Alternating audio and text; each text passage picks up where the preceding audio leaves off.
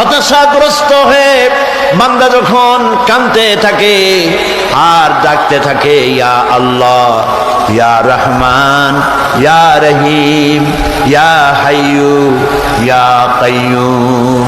একটুখানি তাহাজ্জুদে ওঠেন, গভীর রাত্রে ঘরের সবাই যখন ঘুমানো, আপনি তখন উঠুন, উজু করে একা একই রুমের ভিতরে ঢুকে তাহাজ্জুদের নামাজ আদায় করে চোখ বন্ধ করে যদি ডাকতে থাকেন মধুর সুরে, ইয়া আল্লাহু, ইয়া রহমানু, ইয়া রহিমু, ইয়া হাইয়ু, ইয়া কাইয়ুম।